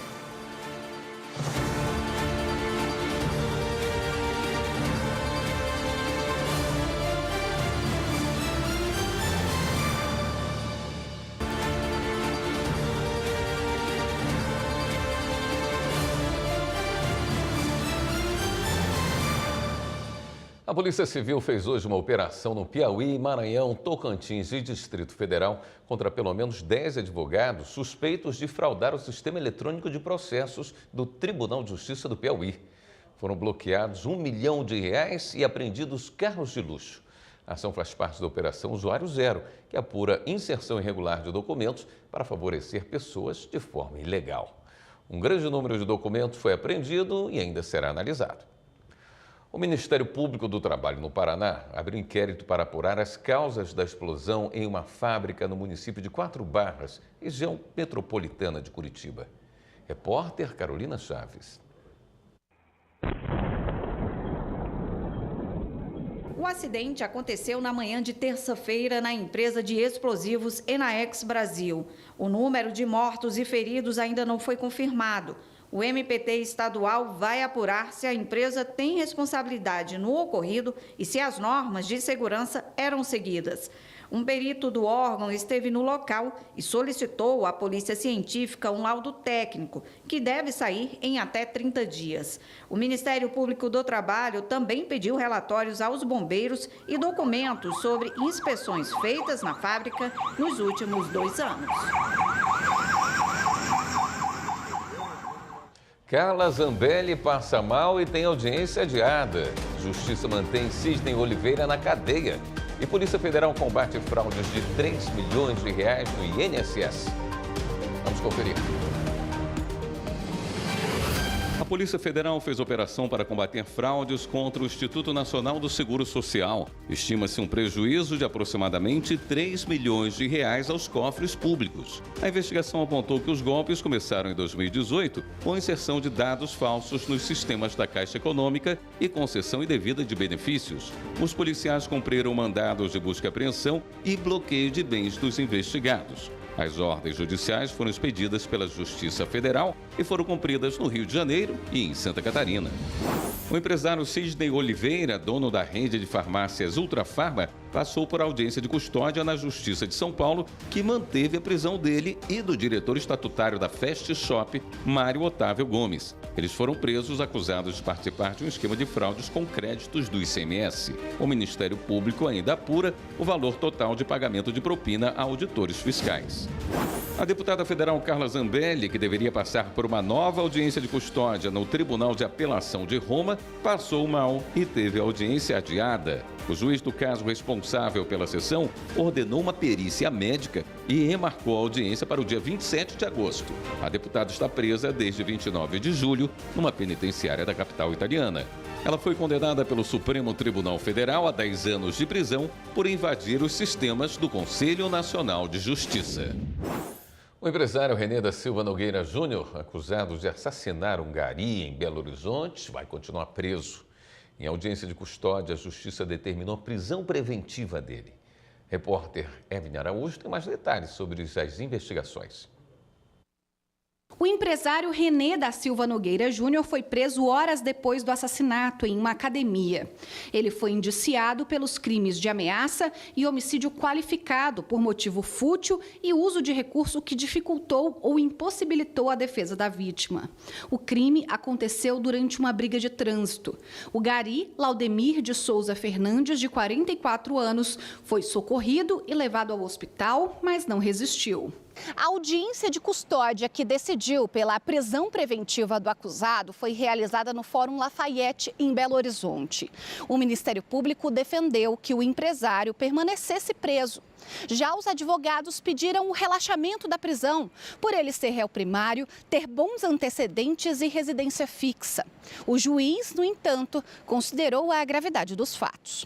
Segundo as investigações, a arma usada no crime pertence à esposa de René, que é delegada da Polícia Civil de Minas. A Corregedoria da Corporação abriu um processo administrativo disciplinar para investigar se o empresário tinha acesso à pistola da mulher e se ela permitia a utilização da arma.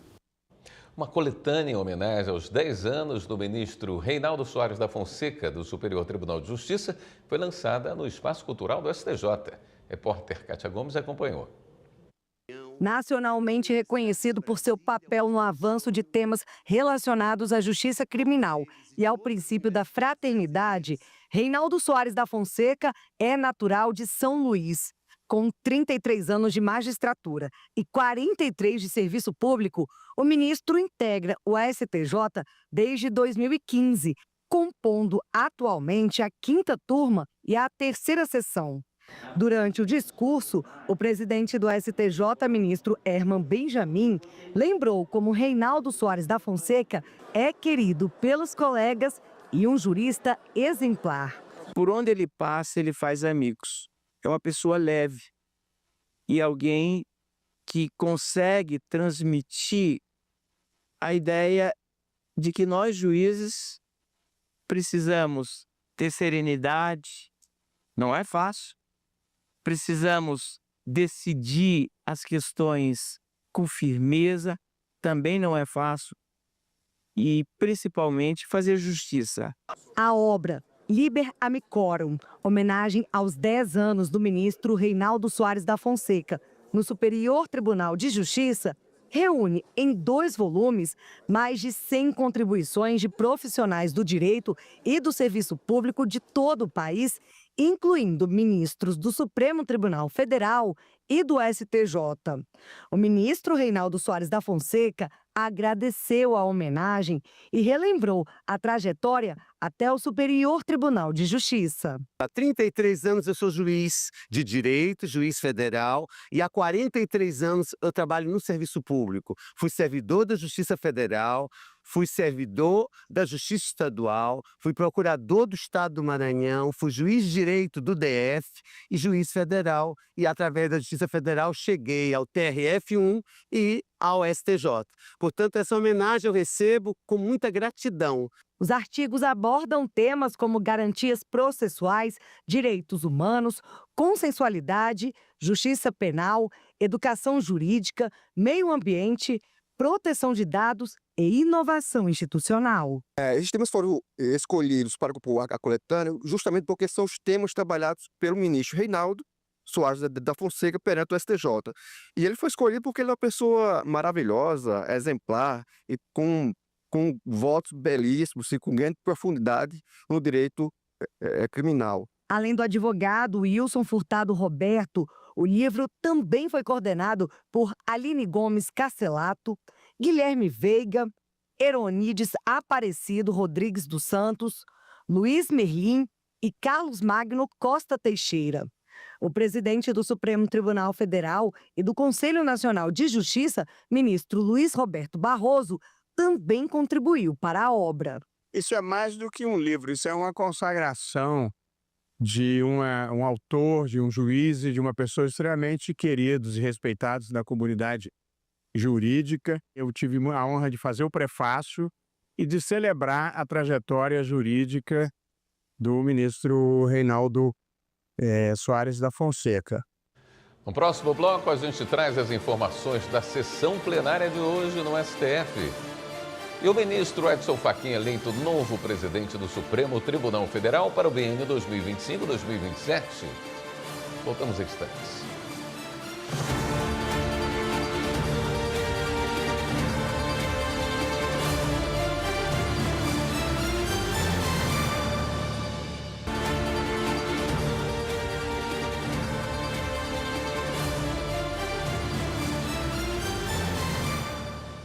Nesta quarta-feira, o Supremo Tribunal Federal declarou constitucional a cobrança da CID, a Contribuição de Intervenção no Domínio Econômico, sobre remessas ao exterior, fixando que a arrecadação deve ser integralmente destinada à área de ciência e tecnologia. Detalhes com Marta Ferreira. A CID Tecnologia é uma contribuição com o objetivo de financiar projetos cooperativos entre universidades e empresas para o desenvolvimento científico e tecnológico. O Supremo julga um recurso de uma empresa fabricante de caminhões que questiona a decisão do Tribunal Regional Federal da Terceira Região, que validou a cobrança sobre o compartilhamento de custos referentes à pesquisa e ao desenvolvimento assinado com a matriz na Suécia. A empresa argumenta, entre outros pontos, que embora a lei estabeleça que 100% da contribuição deve ser aplicada em fundos para o desenvolvimento tecnológico, na prática, o produto da arrecadação tem sido desviado para outros setores.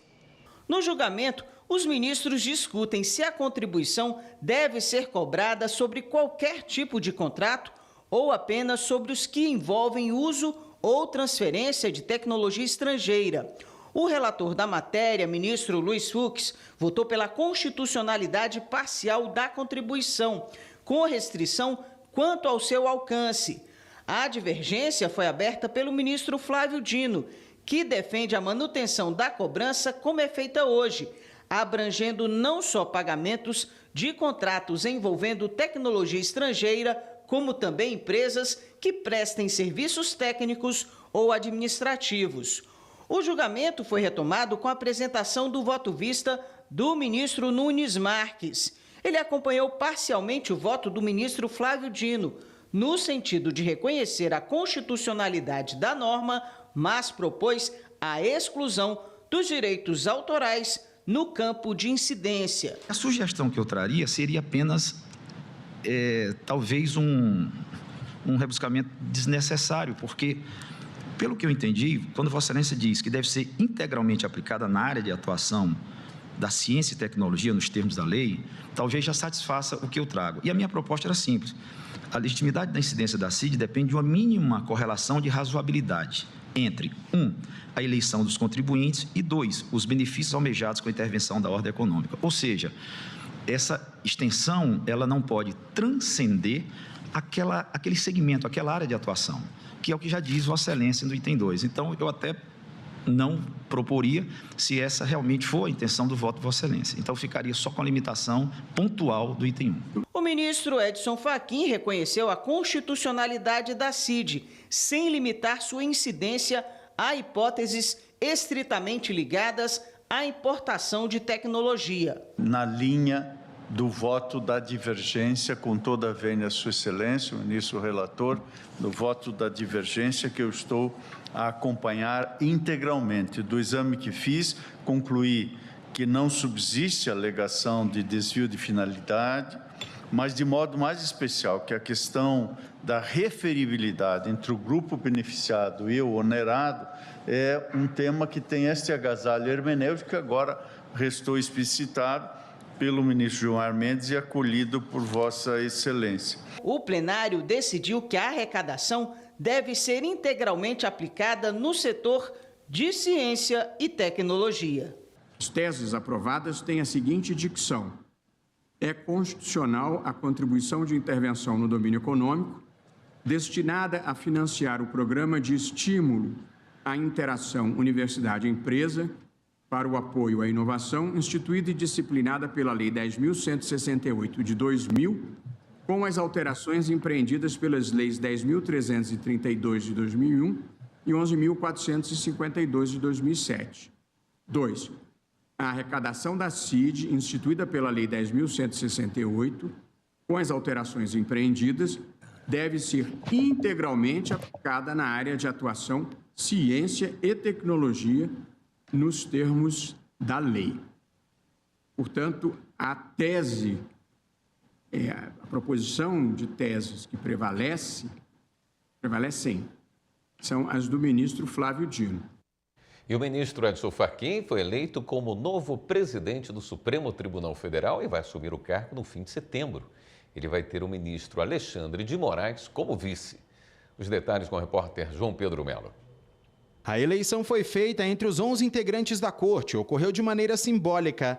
A tradição é que seja apontado o ministro mais antigo, que ainda não tenha presidido o tribunal. Com isso, Fachin vai substituir em 29 de setembro o ministro Luiz Roberto Barroso à frente do STF, ficando na presidência pelo período de 2 anos. O vice-presidente eleito foi o ministro Alexandre de Moraes. Considero pessoalmente e institucionalmente que é uma sorte do país poder, nesta conjuntura, ter uma pessoa com a qualidade moral e intelectual de Vossa Excelência conduzindo o tribunal. O ministro Edson Fachin é conhecido por ter um perfil técnico. A expectativa é de que ele reforce a postura de defesa institucional diante dos recentes ataques sofridos pelo judiciário, especialmente no contexto eleitoral, já que Fachin também vai estar à frente da corte durante as eleições presidenciais de 2026. Posso dar o testemunho público da extrema dedicação ao trabalho, tanto do novo presidente quanto do novo vice-presidente,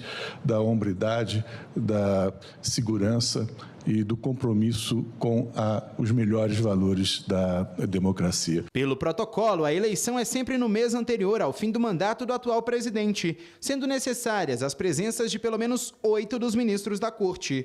Os critérios de eleição são pela antiguidade, sendo o presidente o ministro mais antigo e que ainda não exerceu a função. O vice-presidente é o segundo mais antigo, usando o mesmo critério. O bastão agora chegou aqui e recebo com o sentido de missão e com a consciência de um dever a cumprir. Nós continuaremos buscando fortalecer a colegialidade, a pluralidade, sempre aberto ao diálogo.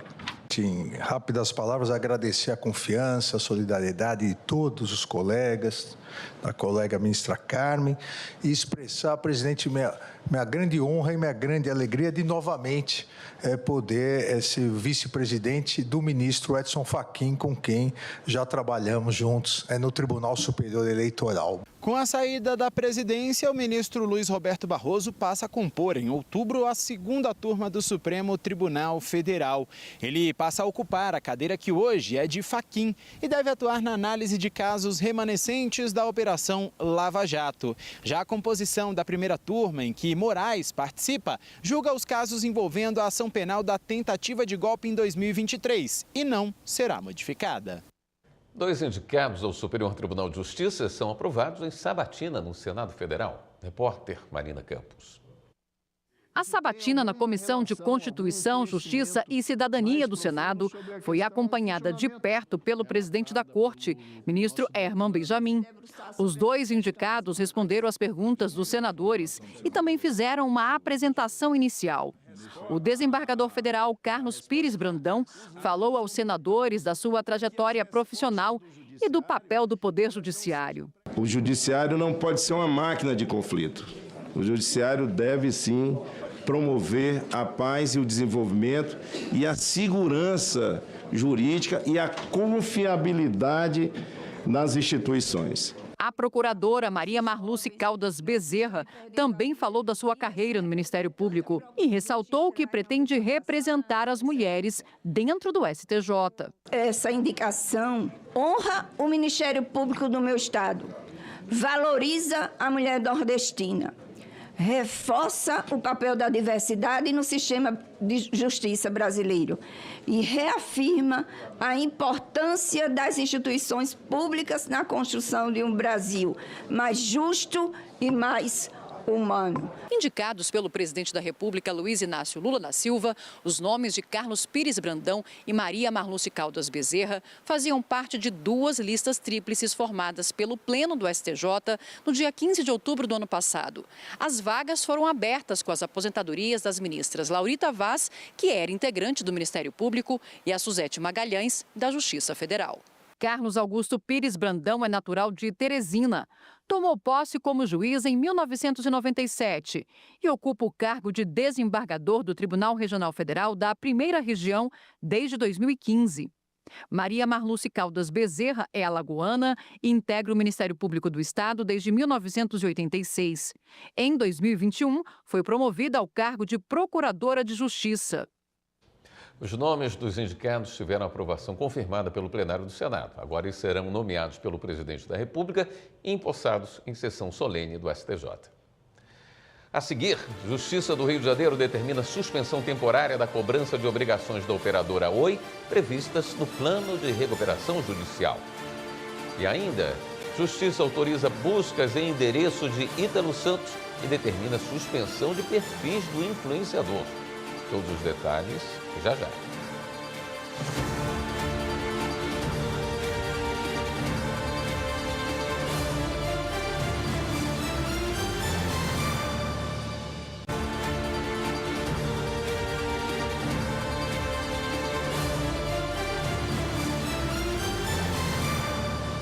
A advogada Verônica Abdala Sterman teve o nome aprovado há pouco pelo plenário do Senado para ocupar a vaga de ministra do Superior Tribunal Militar.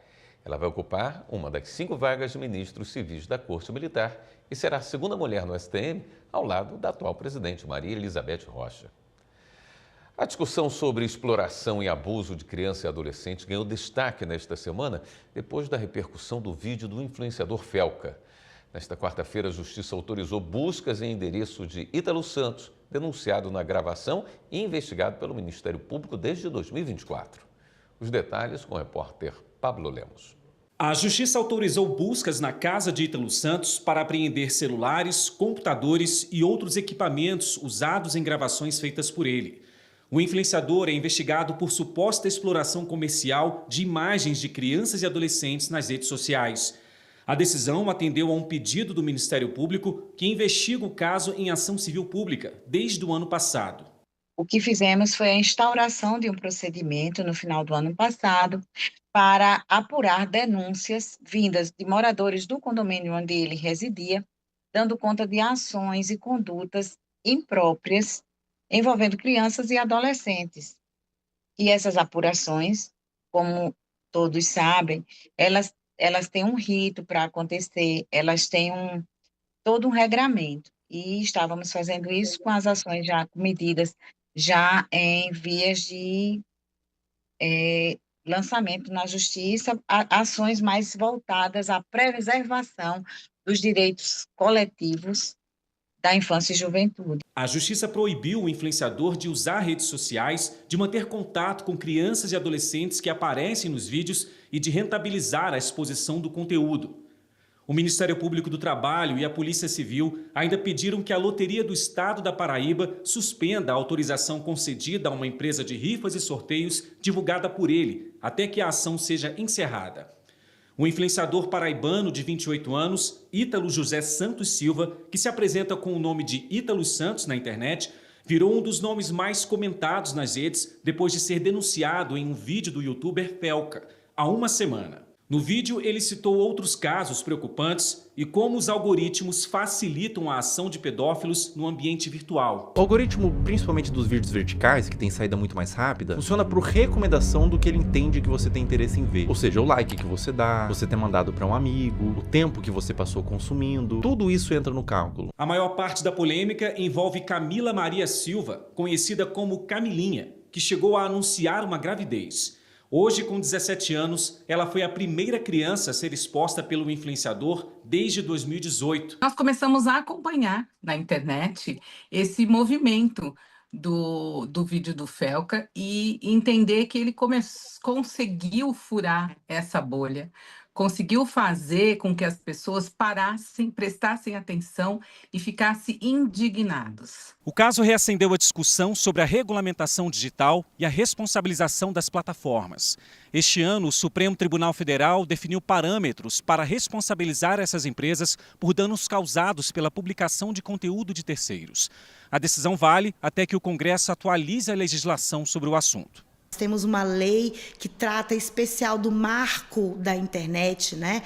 Só que nós precisamos criar mecanismos, principalmente legislativos, para coibir que esses vídeos sejam baixados e fornecidos pela internet.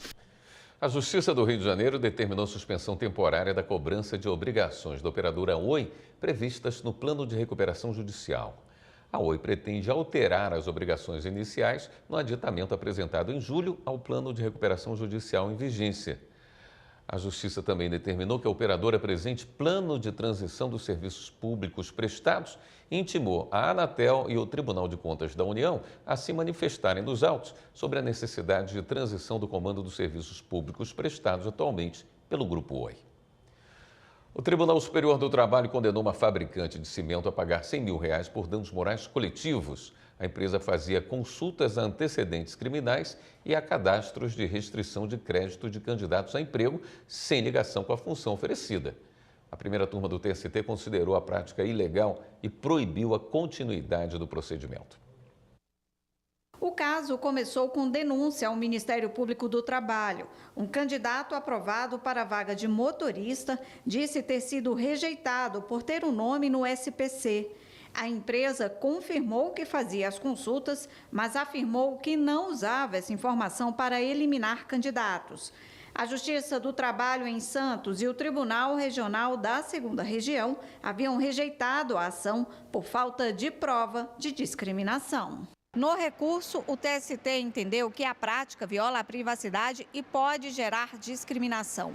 O relator, ministro Hugo Carlos Schweinman, ressaltou que só é permitido consultar esse tipo de informação quando houver relação direta com as atividades do cargo.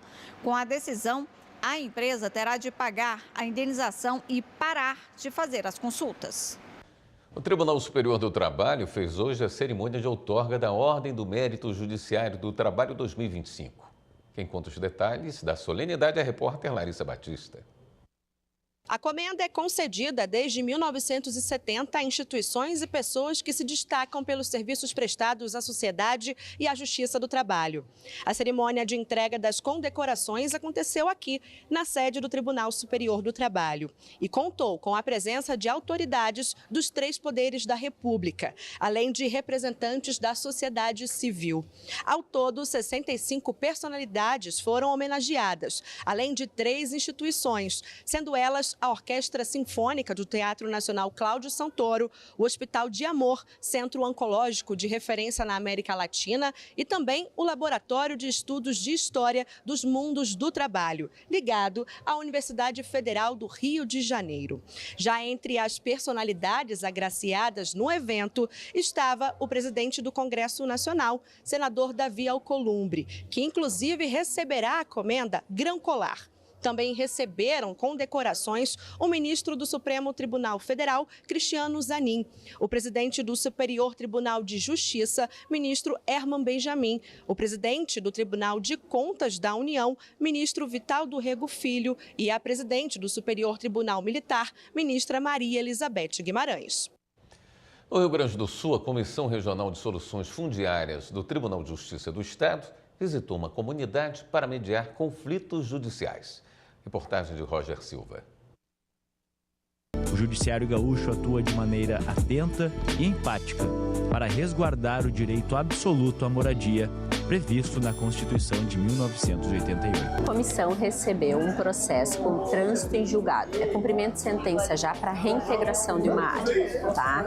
Foi até o STJ e foi confirmada a sentença. Então, nós estamos em fase de cumprimento na reintegração, mas isso não impede que a comissão negocie, né? E se não houver possibilidade de negociação, aí é a retirada dos moradores, mais humanizado, com prazo para as pessoas retirarem suas coisas, coisas, né? Negociação com o município, aluguel social, alguma outra área, algum outro imóvel para essas pessoas. Então, a Comissão Regional de Soluções Fundiárias, ela vem como justamente essa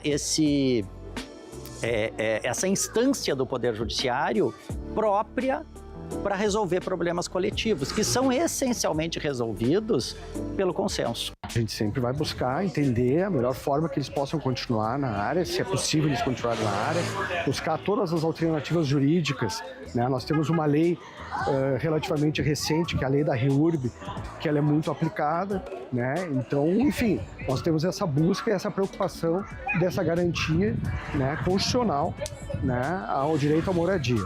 Depois de meses de incerteza e mobilização da comunidade, a Comissão Regional de Soluções Fundiárias reuniu os órgãos e partes envolvidas para uma conversa aberta com os moradores da Rua 26 de Março, no bairro Mário Quintana.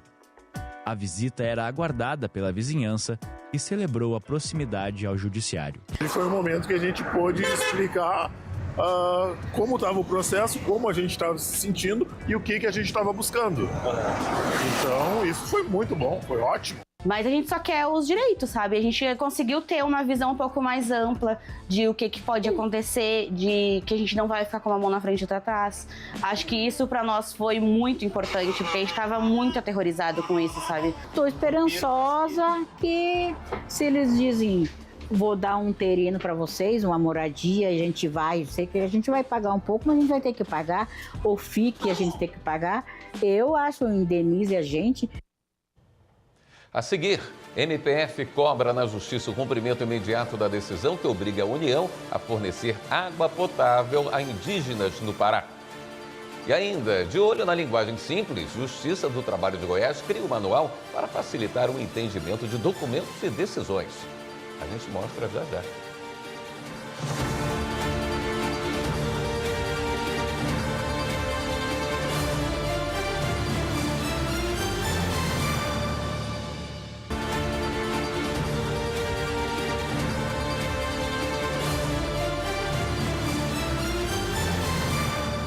A Justiça do Distrito Federal tornou réu o empresário Kleber Lúcio Borges pelo crime de lesão corporal.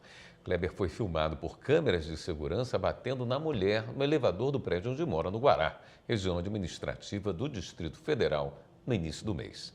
A denúncia foi apresentada pelo Ministério Público. E o MPF pediu à Justiça o cumprimento imediato de decisão que obriga a União a fornecer água potável a indígenas no Pará. As informações com Márcio Fontinelli.